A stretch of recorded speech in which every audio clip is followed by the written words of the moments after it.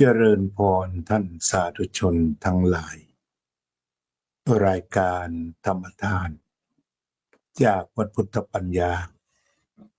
เมืองพโมนารัฐแคลิฟอร์เนียประเทศสหรัฐอเมริกามาพบกับท่านผู้ฟัง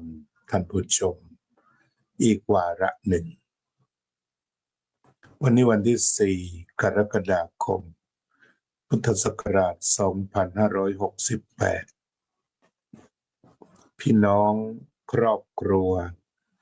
วัดพุทธปัญญาและบริเวณใกล้เคียง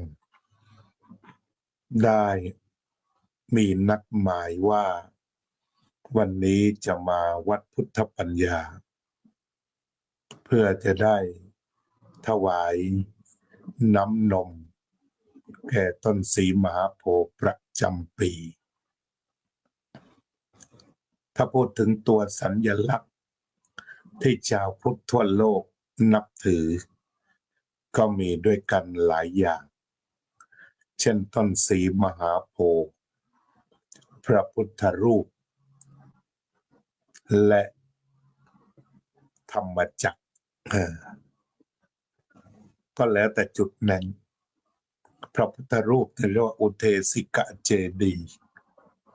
ก็คือสิ่งที่ยกขึ้นมาเคารพกราบไหว้บูชาเป็นสัญลักษณ์แห่งพระมหากรุณาคุณพระวิสุทธิคุณและพระปัญญาคุณชาวศรีลังกาจะเคารพต้นศรีมหาโพธิ์เป็นอย่างยิ่งจะมีการสวดมนต์ถวายสักการะต้นศรีมหาโพธิ์ชาวศรีลังกาเดินผ่านวัดพุทธปัญญามีความยินดีอย่างยิ่งที่ได้เข้ามากราบไหว้ต้นศรีมหาโพธิ์อย่างดีทีเดียวเพราะฉะนั้นจึงมีความหมายเรียกว่าในเชิงสัญลักษณ์ต่อพระศาสนาวันนี้ทางวัดพุทธปัญญาเหมือนกับจัดงานรวมญาติครอบครัววัดพุทธปัญญาที่เรียกว่าครอบครัวเนื่องมาจากคนเข้าวัดพุทธปัญญาส่วนใหญ่ที่เข้ามาอย่างเหนียวแน่นคือมาแบบครอบครัวมาแบบเป็นญาติธรรมกันเสียส่วนใหญ่ก็มีอยู่บ้างบางท่านที่เพิ่งจำมาเพิ่งได้ข่าวหรือเห็นว่าวัดก็มาทำบุญก็มีแต่ว่ามีอยู่กลุ่มหนึ่งชนิดเป็นญาติธรรมแนบแน่นถือเป็นครอบครัวพิสูจน์ได้ก็คือว่าเช่นวันนี้วันประกาศอิสรภาพของอเมริกาจากประเทศอังกฤษเนี่ยจะมีการเฉลิมฉลองวันประกาศอิสรภาพหรือวันชาติอเมริกันคนทั่วไปก็จะมีหลายกิจกรรมเช่นบางคนก็เตรียมการไปแล้วที่จะออกไปเที่ยวต่างรัฐในฐานะที่เป็นวันหยุดติดกันศุกร์เสาร์อาทิตย์พอใช้ได้และหลายครอบครัวเป็นชีวิตที่ครอบครัวก็จะทำอาหารแล้วก็พร้อมหน้าพร้อมตาเดินทางไปเที่ยวตามสวนสาธารณะหรืออะไรก็แล้วแต่หรือว่าบางคนมีเงินเยอะ พร้อมจ่ายก็ไปเดินห้างไปหาสิ่งที่พึงใจเรียกว่าหาความสุขกันละนะในวันหยุดแบบนี้เมื่อหลายปีก่อนประมาณ20 ปีอาตมาอยู่ใหม่ๆก็มีคนกลุ่มหนึ่ง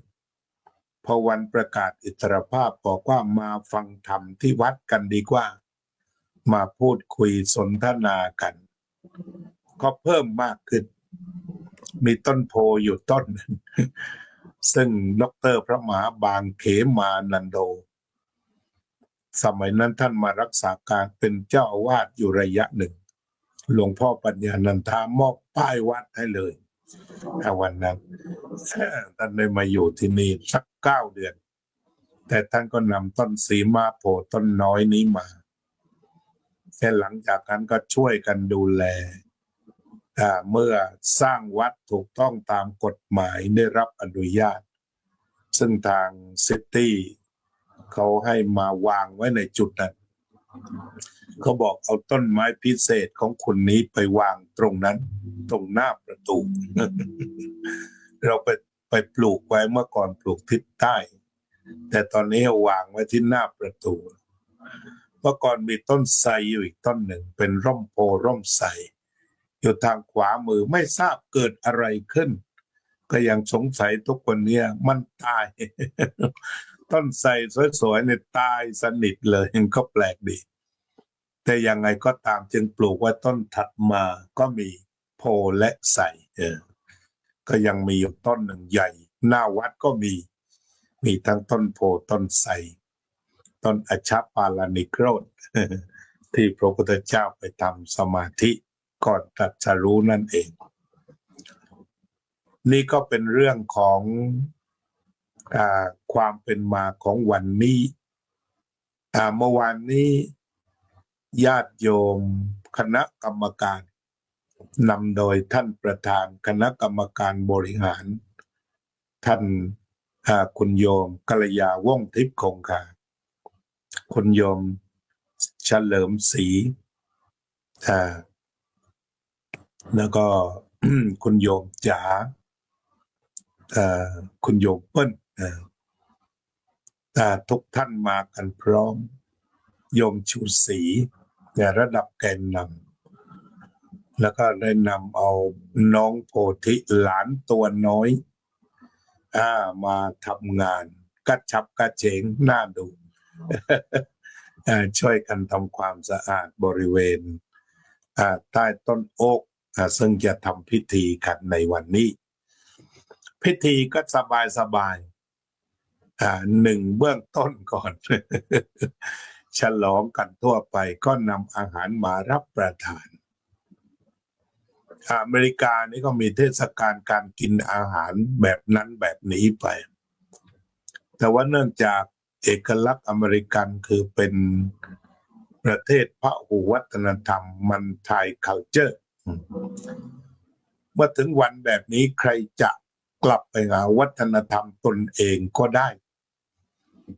เช่นว่าทางประเทศไทยที่วัดพุทธปัญญาก็เป็นการแสดงทางวัฒนธรรมอาหารวันนี้ใครจะนำอาหารกันมาอีกก็สามารถนำติดไม้ติดมือกันมาก็คงจะเตรียมกันเรียบร้อยแล้วเป็นไปได้10:30เนี่ยเราจะได้ทำวัดสวดมนต์แปลกันไม่มีอะไรก็ทำวัดสวดมนต์แปลกล่าวธรรมะตักบาตรฉันข้าวโยมกินข้าว แล้วก็ความน่ารักของชาววัดพุทธปัญญาก็คือกินข้าวกันเสร็จเรียบร้อยก็จะพากันเก็บโต๊ะเก็บเก้าอี้ เมื่อวานนี้ท่านดร.พรามมารินนรินโทก็ได้เป็นผู้นำในการจัดการทั้งหมดอย่างเรียบร้อยปีนี้ก็ได้หลวงพี่มารุตจากสวนโมกมาช่วยทุกด้าน ก็เรียกว่ามีความสุขกันมาอยู่จำพรรษาเดี๋ยวท่านพัชรพลก็จะมาด้วยก็ดีขึ้นเรียกว่าท่านอาจารย์นรินทร์มีผู้ช่วยกันหลายคนนอกจากนั้นยังมีคุณอนุชากับคุณแอนดรูคุณแอนดรูนี่ชอบมากวาดขยะชอบตัดหญ้าชอบทำความสะอาดแล้วก็คุณจักริดก็มาเตรียมตัวตัดหญ้าไว้แล้วก็เมื่อคืนนี่มาต้มก๋วยเตี๋ยวแล้วอย่างน้อยคนละถ้วยถ้ามาไม่เกิน100นี่น่าจะรับอยู่ ไม่อดหรอกก็ทานไปตามที่มีนั่นแหละ ไม่ต้องคิดมากให้มันมีความสุขอย่างเดียว ส่วน ส่วนอื่นนี่จบมีความสุขอย่างเดียวมีอาหารอะไรก็แบ่งกันกินในฐานะเป็นครอบครัวมาเยี่ยมวัดเยี่ยมว่าทีนี้วันนี้ที่เรามาถวายนมต้นสีมหาโพธิ์ประจำปีเพราะระลึกถึงการตรัสรู้ของพระพุทธเจ้าก็เลยลองถามฝรั่งดูว่า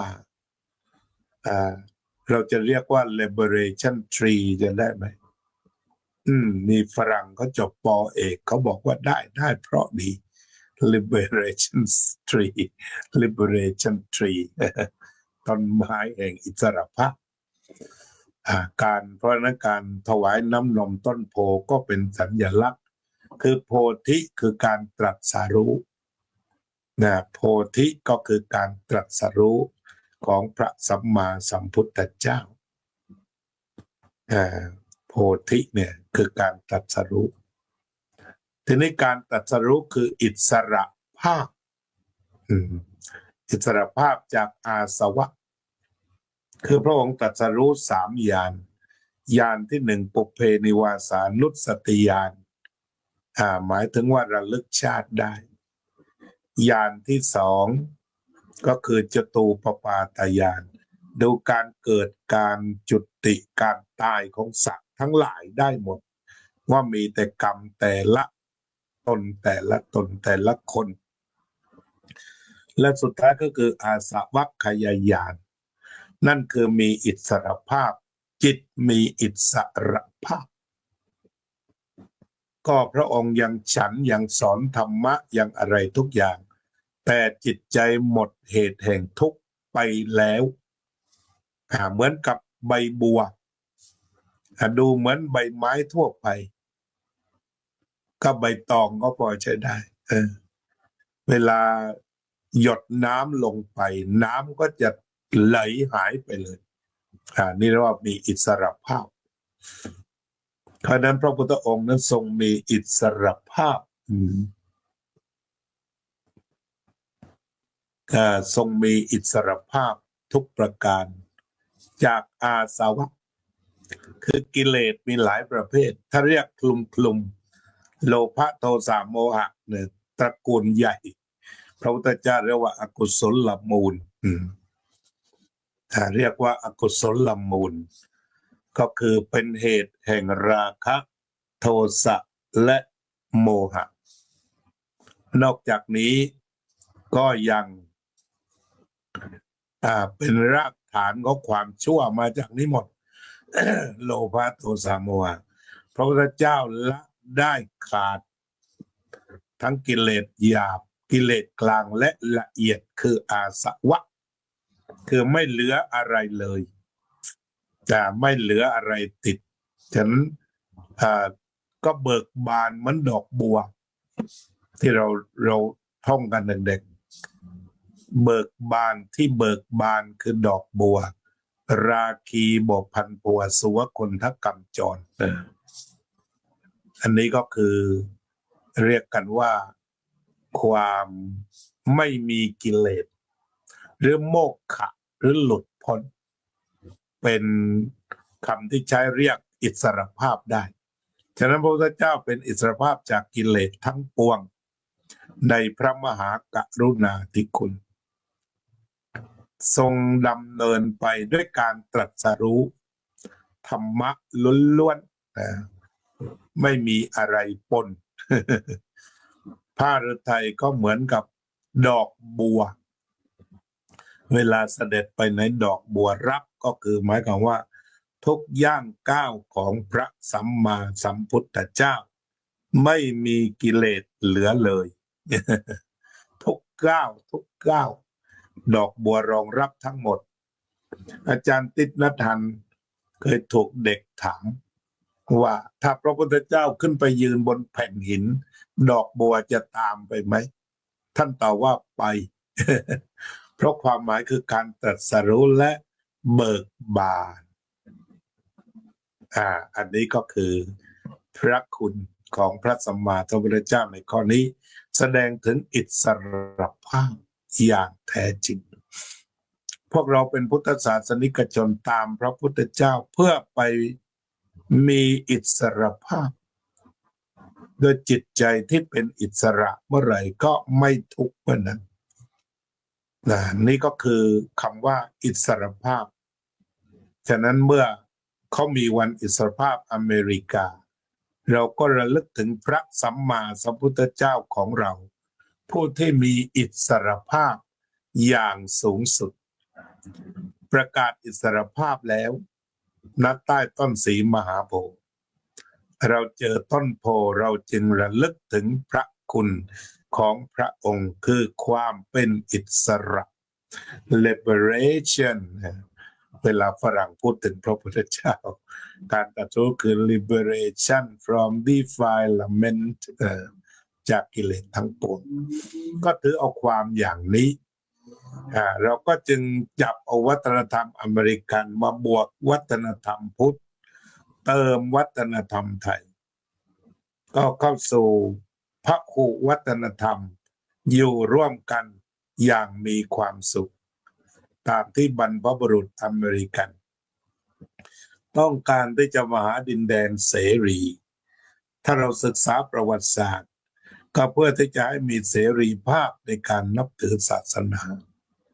ตัวนี้เป็นตัวใหญ่ถึงกับตั้งชาติสมัยฉะนั้นประวัติศาสตร์ของเขาก็คือเป็นประเทศที่มีศาสนาแล้วก็บนหัวของประธานสภาเขาเรียก in God we trust เชื่อมั่นในพระเจ้าเขาก็นับถือศาสนาประเภทพระเจ้าแต่ว่าถือว่าเป็นเมืองที่มีศาสนาและกล้าที่จะบอกว่า in God we trust เชื่อมั่นในพระเจ้าวางไว้บนหัวของประธานสภาหากโยมได้ดูสภาอเมริกันเขาก็เขียนไว้อย่างนั้นว่าทำงานอะไรก็นึกถึงพระเจ้าเอาไว้ซึ่งหมายถึงความดีทั้งปวงอันนี้ก็ถือว่าเป็นความหลากหลายด้านวัฒนธรรมแต่ของเขาก็คือเป็นคริสต์ส่วนใหญ่อันนี้ก็ถือว่าเรามาทำความเข้าใจศาสนาของเพื่อนบ้านดังอาจารย์พุทธทาสกล่าวปณิธาน1เข้าถึงหัวใจศาสนาของตนสิ่งทั้งปวงไม่ควรยึดมั่น2ทำความเข้าใจระหว่างศาสนาข้อที่3นำตนออกมาจากอำนาจของวัตถุนิยมก็คือทำอย่างไรใช้วัตถุเพื่ออำนวยความสะดวกแต่ไม่ใช้วัตถุเพื่อมาเป็นทาสของชีวิตเพื่อทำให้ชีวิตจะต้องไปเป็นทาสของวัตถุวันนี้ก็พอดีมีการเตรียมงานเตรียมการก็ขอคุยกันแค่นี้ขอเจริญสมาธิพุทโธหายใจเข้าไม่ทุกข์หายใจออกไม่ทุกข์เพื่อจะเป็นอิสระจากทุกข์ทั้งปวง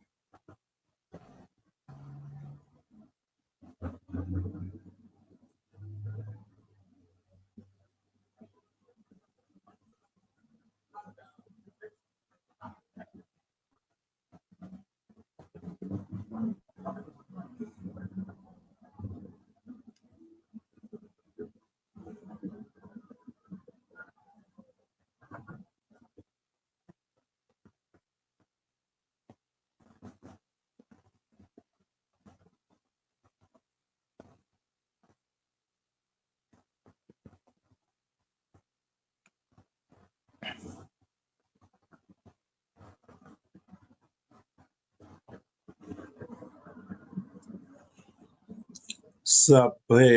สัตตาสัตว์ทั้งหลายที่เป็นเพื่อนทุกข์เกิดแก่เจ็บตายด้วยกันทั้งหมดทั้งสิ้น อะเวราโหนตุจงเป็นสุขเถิดอย่าได้มีเวรแก่กันและกันเลยอัพพยาปัจจาโหนตุจงเป็นสุขเถิดอย่าได้พยาบาทเบียดเบียนซึ่งกันและกันเลยอานิกาโหนตุจงเป็นสุขเถิดอย่าได้มีความทุกข์กายทุกข์ใจเลยสุขีอัตตานังปริหารันตุจงมีความสุขกายสุขใจรักษาตนให้พ้นจากทุกภัยทั้งสิ้นเถิดอภิวาทนาสีลิสะนิจจังวุธาปัจจายโนจัตตารโอธรรมาวัฏันติอายุวันโนสุขังพลัง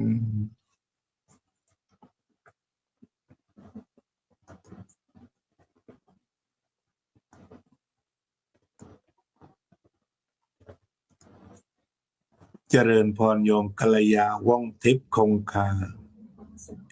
เรียกว่ามากันทั้งยายทั้งหลานจัดการเรียบร้อยโยมศิวิไลด้วยเมื่อวานเข้ามาเตรียมงานด้วยโยมจิรารัตน์จะมาหรือเปล่าวันนี้โยมประพันธ์วงศ์พาณิชย์เจริญพรโยมบัวผันโฮลโยมน้อยพรหมประเสริฐ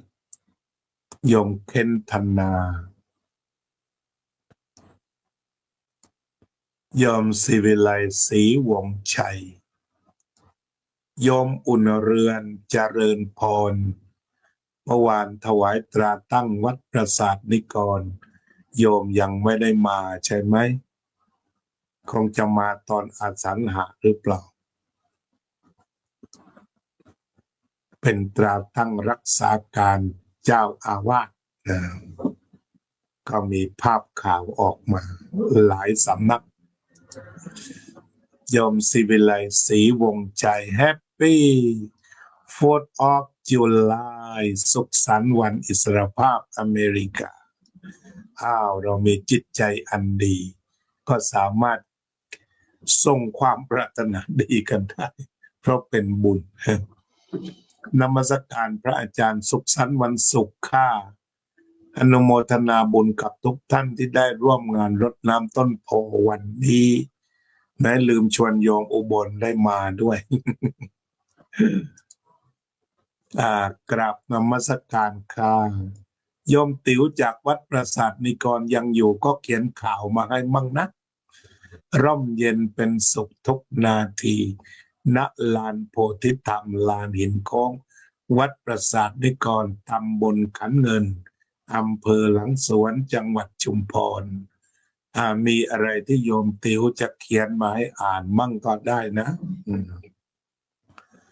โยมเอกพลพุ่มบัวก็น่าจะมาด้วยโยมโซเฟียไหวไหมถ้าไม่ไหวพักก่อนเพราะยังผ่าตัดใหม่ขอบคุณคุณครูจิรารัตน์แน่นอนนะอเมริกามีอายุ249 ปีมีอะไรเขียนมาให้อีกอาตมาจำไม่ได้นะเพราะว่าประกาศอิสรภาพวันที่เท่าไหร่พศอะไรคศลืมแล้วนะ17กว่าหรือเปล่าถ้าโยมจิรารัตน์ค้นได้ส่งมาให้หน่อยนะทั้งวันทั้งคศถ้าไม่ทันก็แล้วไปบวกลบคูณหารเอาเองก็แล้วกันโยมส่งความสุข Happy 4th of July to the land of free to the land of freedom โยมบัวผันฮอลโยมทิติมาสวิตเซอร์แลนด์โยม อืมเจริญพรโยมทิติมาโยมไพจิตชาวหลังสวนโยมกัลยาว่องทิพย์คงคายอมศิวิไลศรีวงชัยโยมน้อยพรหมประเสริฐโยมอุ่นเรือนรัตน์วินิจโยมพรพันธ์เบรดเล่สวัสดีครับท่านอาจารย์วารสิทธิ์ครับสวัสดีครับโยมจิรารัตน์จะมาวัดวันนี้โยมวรวิทย์จิตจาตุรันโยมอุบลอินทวงศ์โยมรมรวินจารุกุลศิลป์เจริญพรท่านสาธุชนมาร่วมกันฉลองประเทศอเมริกา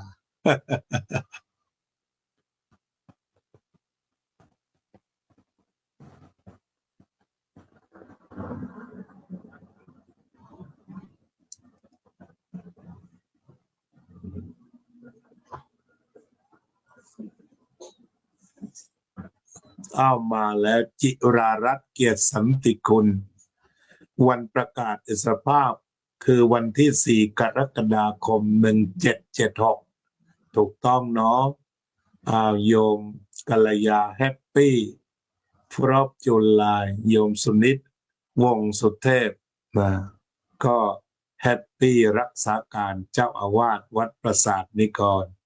อาจารย์ทิติวรทินโนรายการธรรมทานจากวัดพุทธปัญญาต้องจากลาท่านผู้ฟังไปเพียงแค่นี้ขอทุกคนจงมีความสุขสงบเย็นเป็นอิสรภาพจากกิเลสโดยประการทั้งปวงเทอญ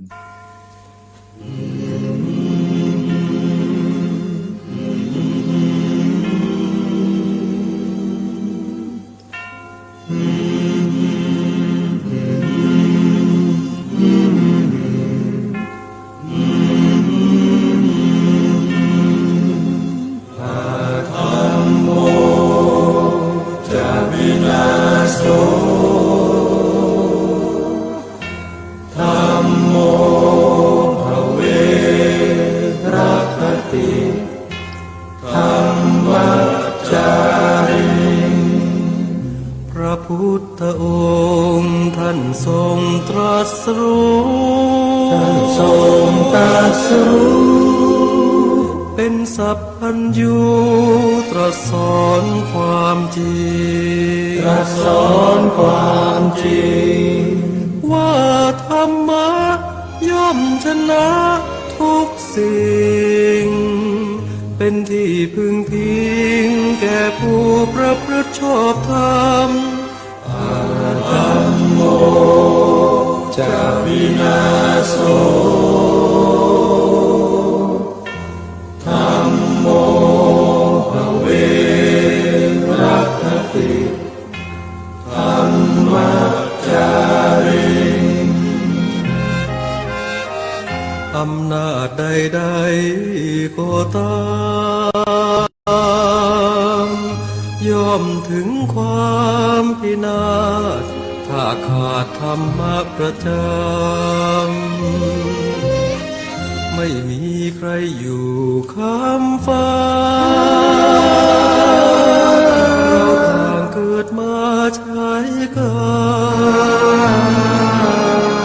จงอยู่ในศีลในธรรมคิดทำแต่กรรมที่ดีธัมโมจะวินาโสธัมโมภเวรัคติธัมมัจจาริธรรมส่องสว่างสู่ทางสุขสีคำจุนโลกนี้นิรันดร์ธัมโมจะวินาโส